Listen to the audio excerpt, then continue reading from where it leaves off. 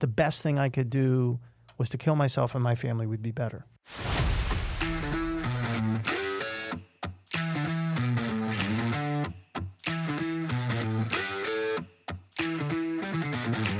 What is financial sobriety? Well, first, I'm Jim Gebhardt. Oh, I'm Matthew Grishman. That's good. We should introduce ourselves. And this podcast is all going to be about three relationships that really, when you stop and you think about them, you don't think they go together. But it's your relationship you have with money, it's the relationship you have with people who mean the most to you, and ultimately the relationship you have with yourself. So I might imagine that those three relationships are somewhat wrapped together. That when one gets a little out of whack, perhaps it has an effect on the others. Stick around and you'll find out.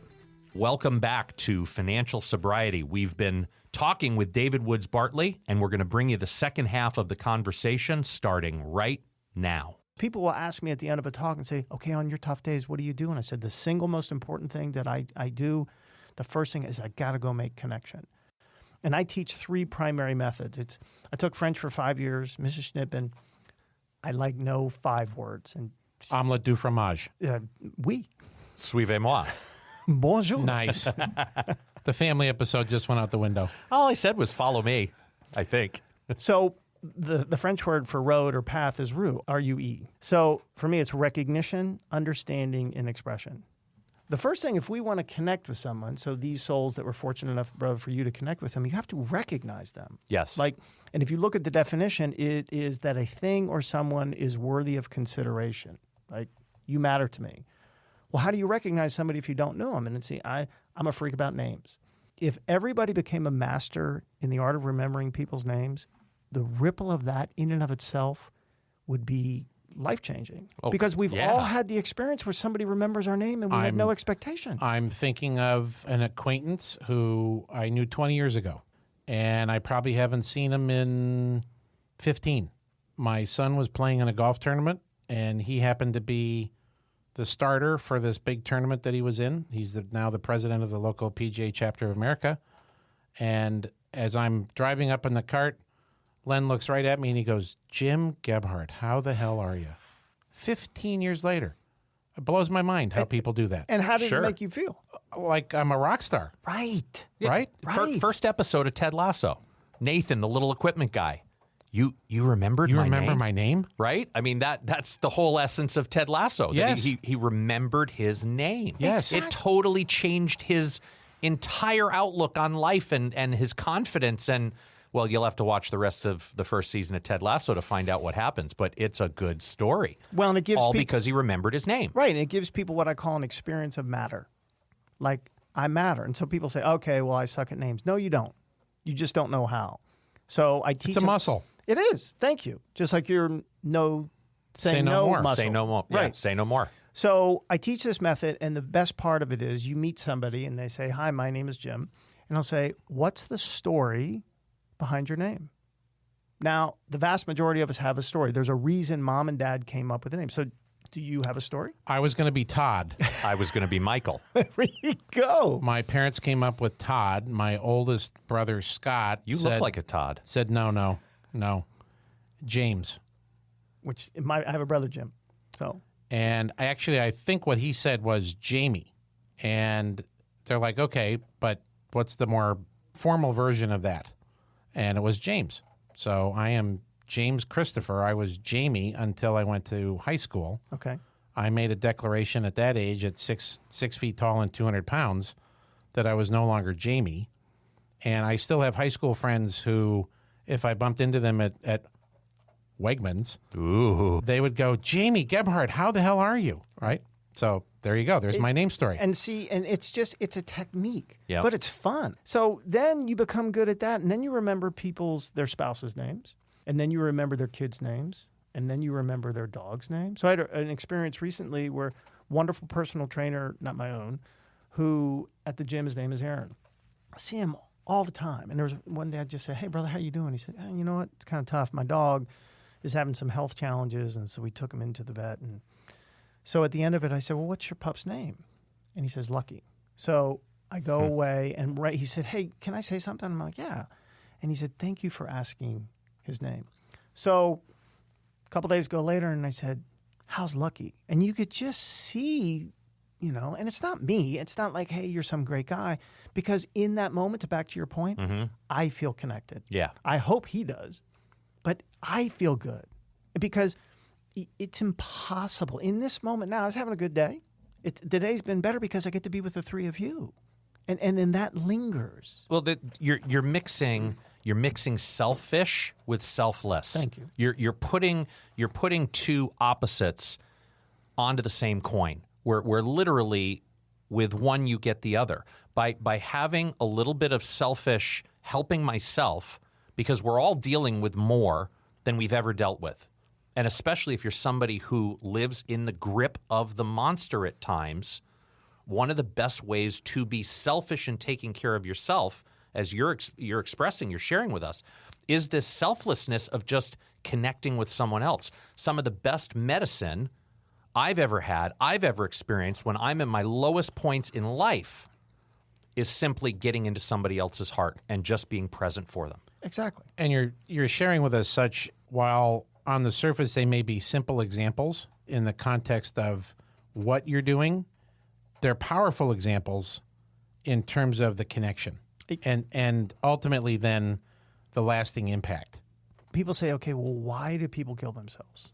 And there's no answer is the same. I could give you mine, which I'd gotten to that place of hopelessness. On August 31st, 2011, which was the day that I was going to jump off the 730-foot tall Forest Hill Bridge, I felt that the monster convinced me that I was worthless and useless and ugly and pitiful and stupid and grotesque and embarrassment and a burden. And, to your point, that I believed that the best thing I could do was to kill myself and my family would be better, just like the story, brother, that you share on that fateful day, to swerve into a truck. Yep.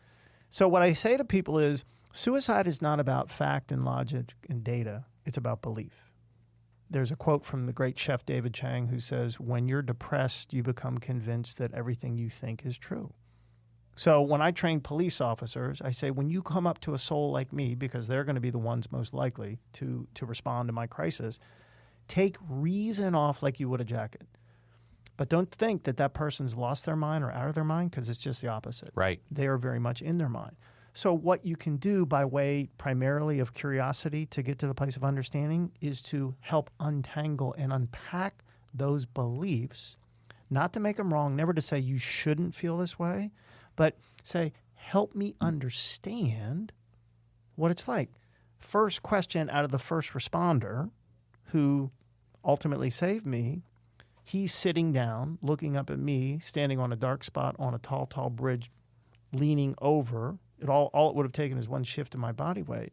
This extraordinary man looking at me and saying, David, what does it feel like to be depressed? And curiosity, to your point, slows the speed of thought.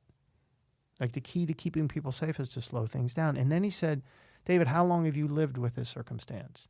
And for me, it was most all my life. It was the confluence of the genetic predisposition from my grandfather who had killed himself, my father who in turn suffered for most all of his short life until he died of cancer, with the trauma of losing my father when I was 7 and the horror of being sodomized and raped by a Boy Scout leader when I was 11. So here I am in that situation. Wow. And here's this man. What does it feel like? How long have you lived it? And the most audacious, beautiful question was, what's it like on your worst days? And he just listened.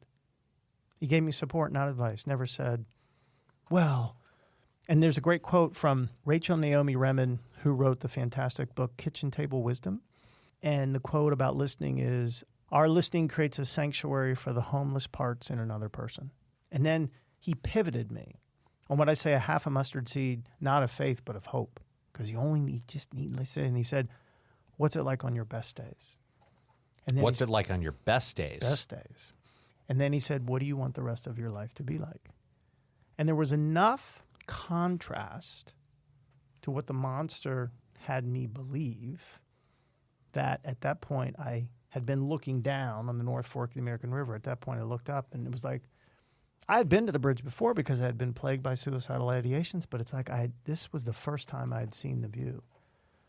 And I pushed back and then turned to my left and we retraced my steps. And here's the exclamation point to the experience. Middle-aged man to middle-aged man. He didn't say, yo, brother, way not to wimp out. This man looked at me and he said, thank you for telling me how you feel. It's it. It is this unpacking and creating the safe space for someone to tell their story. Mm-hmm. And it's by way of connection. And thank you, brother, for telling your story. Oh, well, thank you. And because there is an awful lot there. And for you to have the courage on that day to follow, if I may, your guardian angel, mm-hmm. and then the path that you've been on since then to, as we like to very affectionately refer to, the fairy dust that we all have. Right. To share your fairy dust of hope with others in the face of hopelessness. And I think there's a lot of people that listen, I'm getting emotional, who have faced hopelessness. Yeah. Myself included.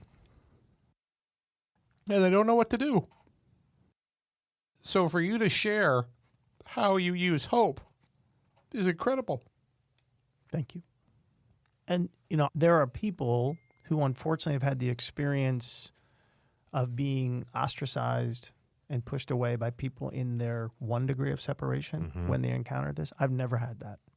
My experience in the psych ward at the Great Kirby Hills here in Roseville was unbelievable. And it started with the EMT in the back of the ambulance when we made the short drive from Sutter, Roseville, where the psych ward was. And this man picked up on my obvious fear, put his right hand on my heart and said, brother, I can only imagine how afraid you are. But please believe me when I tell you that you're going to a good place. You're going to the Puff.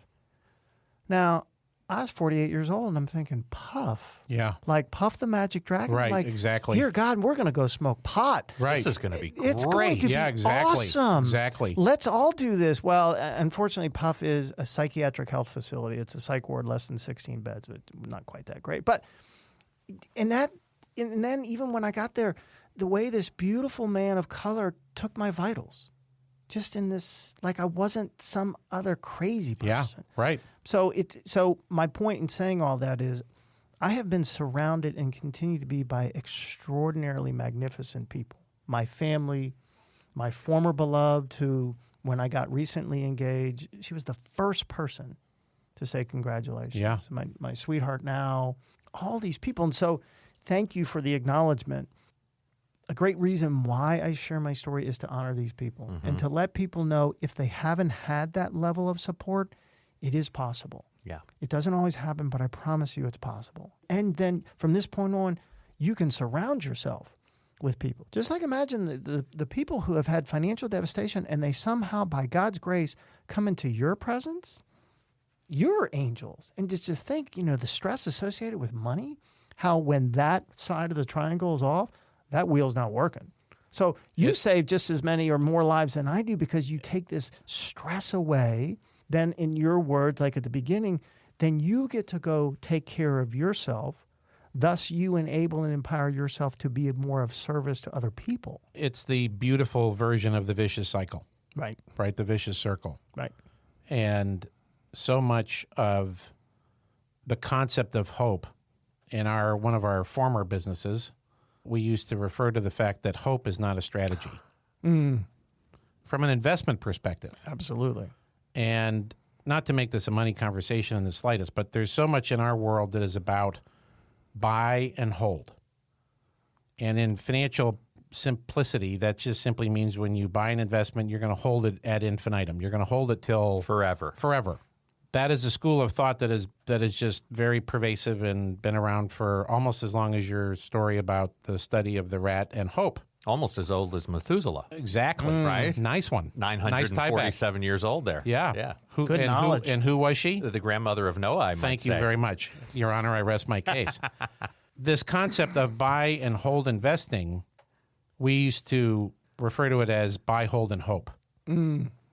Because ultimately, in order for your strategy to work, you would have to hold it indefinitely, hoping that it works out okay. The context of how you position hope here as just, a singular drop in the water and how it spreads and can have 240 times the strength of character to get somebody to be able to keep moving. I absolutely am just so in love with the work that you're doing. When you sit down with somebody and you're using examples of how just, slowing things down. One thing that we talk a lot about is this concept of slowing down to go faster. Very, very simple analogy is you've got a car going around a track. If there's wobble, right, if the wheels are not in balance, you can't possibly go around the track faster. So you have to slow it down and figure out where that wobble is. And I like the bicycle analogy, right? Yep. I mean, you get a 10-speed bike and you're in first gear pedaling as fast as you can. When you actually downshift to third gear, fourth gear, fifth gear, sixth gear, seventh gear, where you're actually slowing down the rate that you're pedaling, you find yourself moving faster. You will travel further. You will travel further and faster as you slow down. I'm stealing that. Oh, please. Please do. That is, I'll give you credit. So my brothers. The slowing down to go faster is what your talk is all about. And the simplicity around engaging with people in your everyday. So as I was driving here today, I made a big decision that I needed a second cup of coffee. I stopped in the parking lot and I looked over and there was an older gentleman in Matthew's Crown Vic. My old Crown Vic, yeah, baby. And I was on the phone with Matthew. Was he hitting my old Crown Vic? Like literally he bought my old Crown Vic? I don't think so because I'll get to that in a minute. Okay. And I happened to glance over and I enjoy our Crown Vic story. And I'm looking at this and I notice that he has pretty much got a flat tire in the back tire. So I did get out of the car and I decide to go over and engage with him. But I'm having this little tape running in my head like, is he going to freak out? Does he think I'm going to stalk her? I won't wear my mask so he doesn't think I'm a bank robber. I just had this little, running shtick in my head. Me. All about me. Well, he looks out the window and I pointed to his tire and he opened the door and we ended up having this lovely conversation. He was so greatly appreciative of pointing out. He was an older gentleman. He had a handicap placard. I could just see him now 20 minutes later stuck on the side of the road in a very dangerous situation. He's got a flat tire. There's lots of traffic, right? I was just flash forwarding on, God, this gentleman could have a real mess on his hands. He was so appreciative. I was admiring the car, and he tells me this great story of how it's got 24,000 miles. It's a 1999. This whole little conversation happened because I'm not puffing myself up here. I'm just trying to give a story as an example of how simple it can be in your everyday. How simple it can be to engage with another human being who you have no connection with, whether it be something like that where you're pointing out a flat tire or just, I really like your shirt, and just seeing where that goes. Mm-hmm. And if we're out of the practice of human connection due to circumstance, or we're gripped by the monster, getting out of your head into someone else's heart is the best medicine we have ever found, and you are such a wonderful validation of that in your spirit of what you do, both with human beings and with animals, that proves that.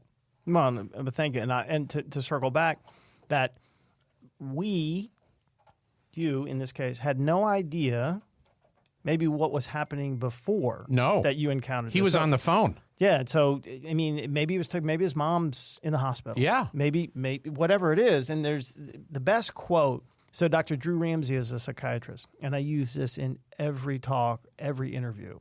So these are Dr. Ramsey's words.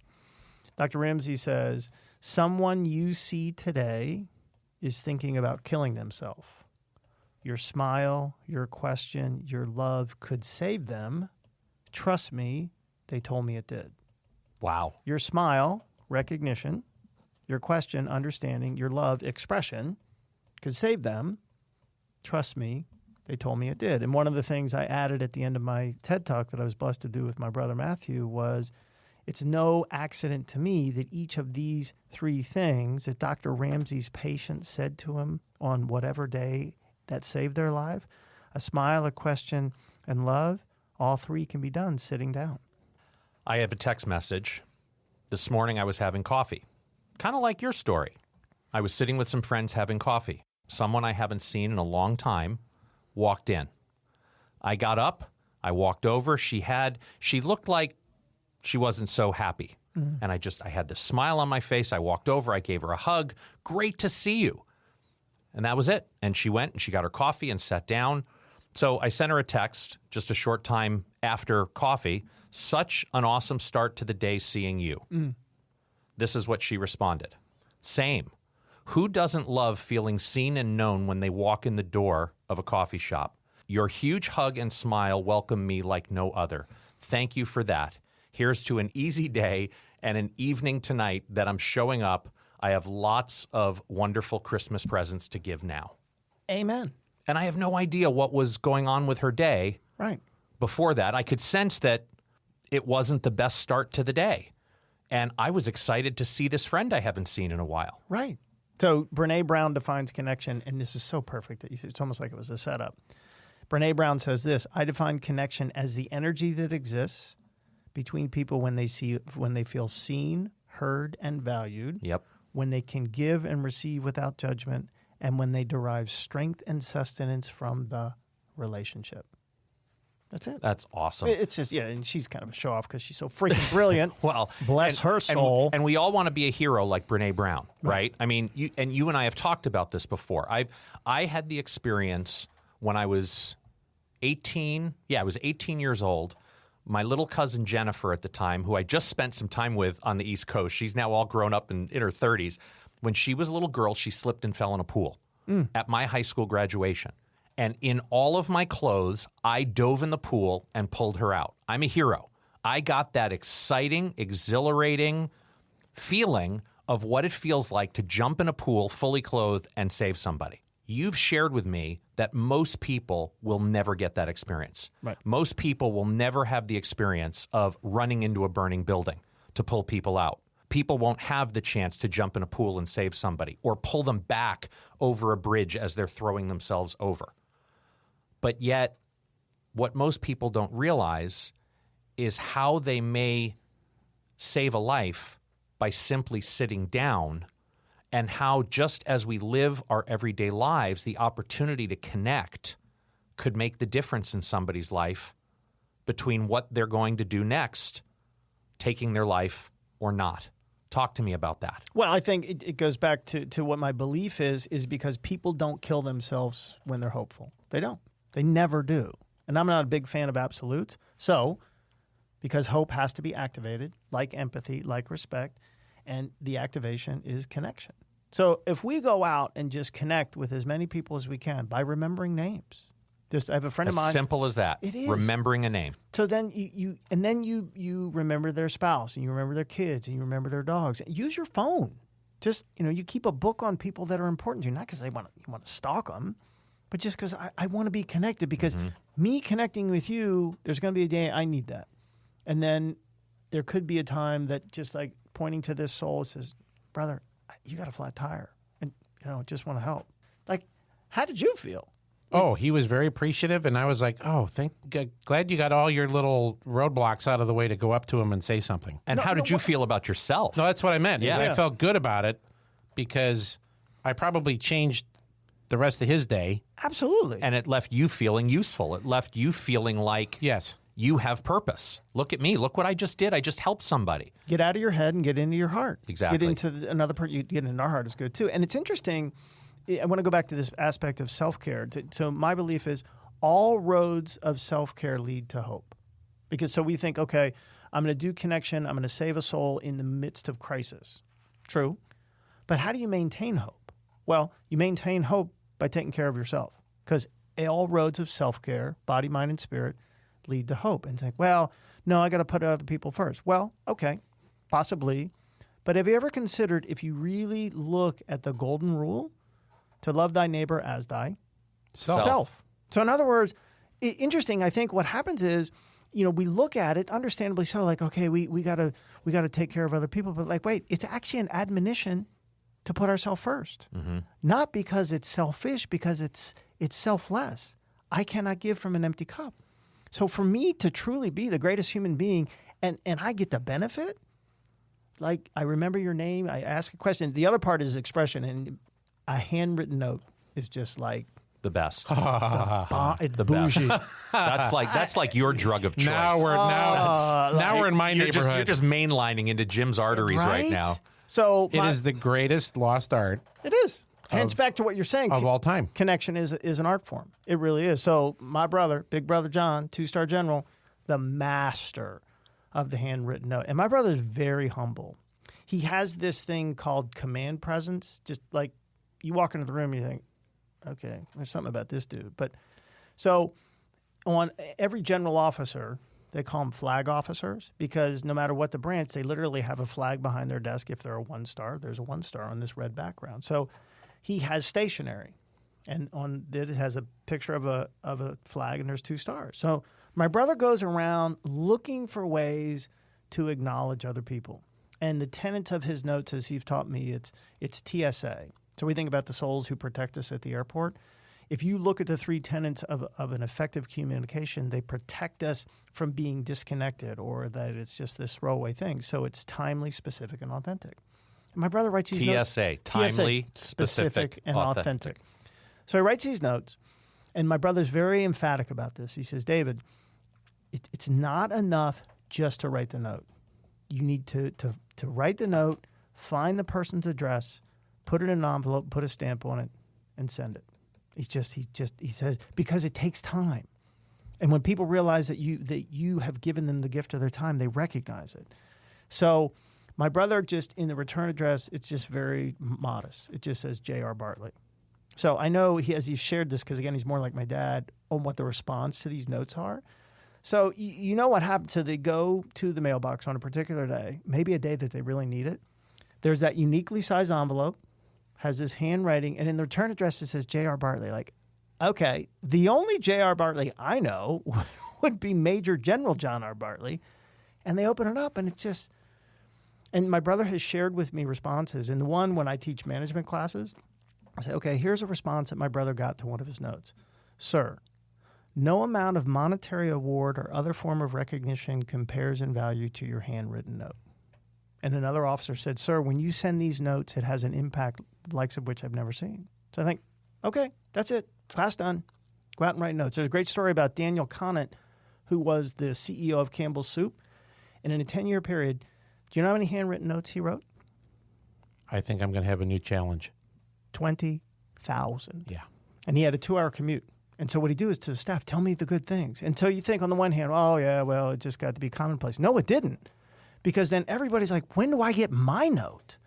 And you look at let's go back to data, like the financial change in Campbell's Soup in that 10 years, there was no mass resignation or great resignation. No, like people are like, I want a job there. I want to be noticed. Yeah. Like, here's the big man.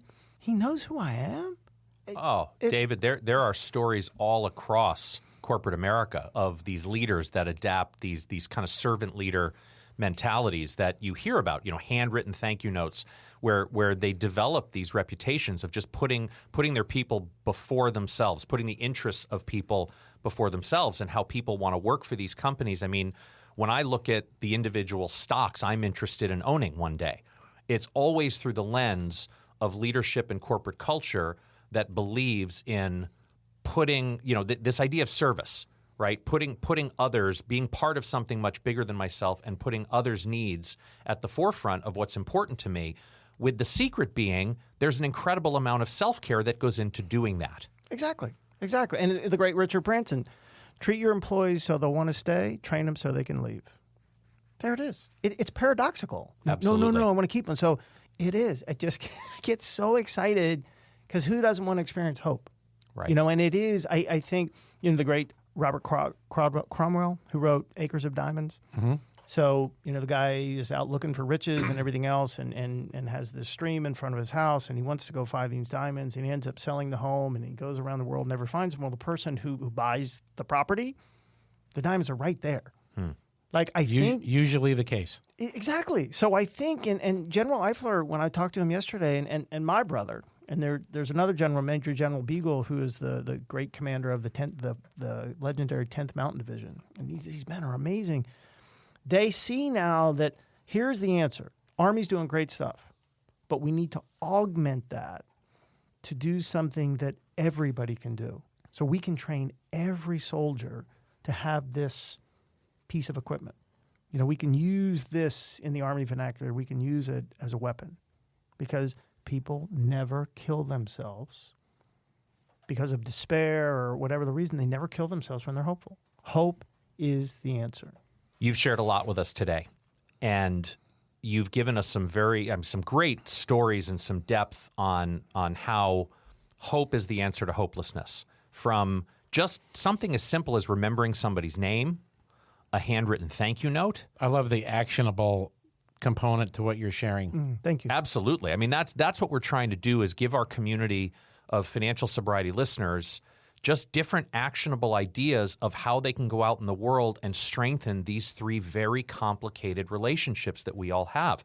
And like every guest we've had sit in this seat, it all starts with this idea of taking care of yourself, of believing you are worthy of being your most valuable investment, the best investment you can ever make. And what does that look like from a standpoint of being super intentional with the financial resources that you have to be able to support yourself in this need for self-care so that you can ultimately go out into the world and give to others what it is they really want? I mean, it's cliche, but the most valuable gift you can give somebody, whether it's the holiday season, their birthday, Valentine's Day, whatever it is you're giving a gift for, the most valuable gift you can give is your presence. Exactly. Not a present. No. Right? And in the paradigm of the great world that thank God you are doing what you're doing, where people get confused, and I think it goes back to the golden rule, you can't get poor enough to help people, which doesn't mean you can't empathize with a difficult situation, but brother, to your point, that you are taking the time, you are grateful to have the resources to take care of yourself, but knowing you, as you move up that ladder of feeling better, it's just going to allow you to serve more people. Absolutely. It is the most selfless thing that you can do. You have to build a bigger engine if you want to go out and run more miles. If you want to go out, you and I have always said this podcast gives us the platform to go out and have a bigger impact than we're ever able to have, even when we get to that point of maximum capacity in our private wealth management practice, right? We get to serve a couple of hundred families incredibly well. We're there for them. We're present for them. We want to be able to have even bigger an impact in the world. Absolutely. And we have to take care of ourselves to be able to run the miles of what it takes to do that. You are doing that beautifully. I'm proud of you. Well, thank you. And actually, the point, it goes back to that whole thing you said, sometimes you have to slow down to go fast. My beloved will say, honey, you know what? I need you to take this day off. No, honey, you're going to be more productive, for God's sakes, if you take a a day off. Or take a nap. Yeah. And it's counterintuitive, this whole thing. Your actions are a great example of that. How does our audience follow up with you? How do they learn more about what you're doing? How do they hire you to speak to their group? Thanks. So I know my cell phone number will be published. Please call me. If you are somebody who's fighting the monster, I would love to talk to you. And I'm not going to give you advice. I just want to give support. I want to share with you and connect with you as somebody who can relate. So anybody who might be struggling themselves, or anybody who has people around them that are struggling, just how do I connect with those people? Exactly. You're available to help. Yeah, so I know that you're going to share. So 916-247-6389. Email address, David@DavidWoodsBartley. And I would love to come and speak to your organization. David Woods Bartley at? David at David@DavidWoodsBartley.com. Woods, plural, Bartley, BARTLEY. Exactly. .com. Thank God Ace is putting all this in the show notes so we don't have to memorize this. Where's your website? What's your website? So DavidWoodsBartley.com Awesome. is where it is. And I would love to come share my story with your organization, teach some techniques. I have a class called I Don't Know What to Say, Learning the Language of Mental Health, a class called The Why of Suicide and the How of Hope, a leadership class called If You Connect, They Will Follow. I would love to be of service. My job is to give back. My life was saved. My job is to give back. David Woods Bartley, mental health advocate, shining light on the issues of mental illness and opening doors to the possibility of mental health. Brother, I love you. I am grateful for you. Thank you for being here in studio with us and sharing some hope. And I love you all, and thank you so much. Hey, we just had a really great time bringing David Woods Bartley back. We loved our conversation with him so much. It was so appropriate to have him back. A little redo of our episode with David. It's emotion. It's an emotional journey. It is, and his Every journey. time I listen to it, I get the chills. I well up. I think of family members. It's We just, get in our own story, right? When David was sitting here with us, we got in our own heads thinking about our own story and our own experiences. Probably the biggest takeaway that I got from our time with David is the idea of connection and how connecting with people can be such an incredible antidote to whatever is going on inside of my head right now. We're human beings. We're pack animals. We're not designed, built, or to be engineered to be alone. No. And you and I have found, and this was just reinforced in our time with David, that the very best medicine for getting out of our own head is directly through somebody else's heart. And that's why we created a tool that we've put on our website, yourfinancialsobriety.com. Go to the resources tab and look for the PDF called Concentric Circles. Print that out and sit down with our Concentric Circles worksheet and take the time to look at the relationships in your life. What are concentric circles? This is looking at the different layers of relationship in your life. From you being the most inside of inside circles to what we like to call your 2 a.m. club. You still like going out till 2 a.m.? I don't, but I did. The 2 a.m. club, if you think back to our 20s and 30s, those were the people that if we were in an emergency and it was 2 o'clock in the morning and I needed somebody to show up, who would do it without questions asked? Who in my life? Post bail. There you go. Or give you 10 grand or whatever it was. No questions asked. If it was 2 o'clock in the morning They'll do it. and I needed somebody to show up, no questions asked for whatever the reason was. Yeah. Who are those people? And when I first did this exercise, it was 3 people. Now, I'm fortunate my 2 a.m. club has expanded a little bit as I've become more intentional with the people I choose to spend time with. I have fewer relationships as a man in my early 50s than I did as a man in my 30s. But within those fewer relationships, they're much deeper relationships. Yeah, their stock prices have gone up dramatically. Oh, big time. Like The level Costco of kind of stock connection, prices. Right? Huge. The level of connection and meaning that those friendships have. Huge. I would venture to say that list of the 2 a.m. club has tripled or quadrupled for you. 11 people. Yep. I have 11 people on my 2 a.m. club list. Yep. And I would also venture a guess that it's vice versa. You're on their list. Well, that would be cool. And I'm grateful if I am. Selfishly, what I'm most grateful for is that when I get in my own head and I'm having my darkest moments, this concentric circles exercise serves as the tool that I go to when I need to get out of my own head. I see those 11 names and I just pick up the phone and I start dialing. It doesn't matter what I need you for, but man, when I get in my darkest moments, which don't happen as much as they used to, they're very few and far between now, but when they happen, those people are there for me. Be intentional with who those people are because they can make a difference and really help you through some of those very darkest moments like they have us. It's a powerful exercise. Let's have you really take some time with it, leave it out, so that it's something you can come back to. However you transport documents these days, if it's in a backpack or a briefcase or a purse or a purse, whatever it is, just keep it around because it's not something you necessarily, oh yeah, no, they'd be on my list. And I think one of the best places to start is go look at the favorites on your phone. Yeah. Scroll through that list, and I bet a lot of those people are going to be on the 2 a.m. club. And if they're not, they're going to be in that next ring. If you are feeling any amount of isolation, loneliness, I'm alone in this world, nobody feels the way I feel, this is a valuable exercise. This can help you take that first step towards reconnecting with the people you're closest to. And guess what? If it's one person that you can identify, that's a great start. That's a great start. And that's all it takes is to have one person that you can get out of your own head with and get into their heart to take that first step towards mental wellness. Thanks for joining us with the David Woods Bartley, and hopefully we did a decent job, again, reconnecting those dots between those 3 critical relationships, especially in this month of May, Mental Health Awareness Month. We'll be back in a couple of weeks with a little bit more conversation on getting back into money and measuring risk. Yeah, and with that, brother, that's a wrap. If you like what you heard, leave us a review and be sure to subscribe. And check out our website, yourfinancialsobriety.com. Thanks again for listening today. Here to help you find more clarity, confidence, and capability along your journey into financial sobriety. I'm Matthew Grishman. And I'm Jim Gebhardt. Be intentional with your money.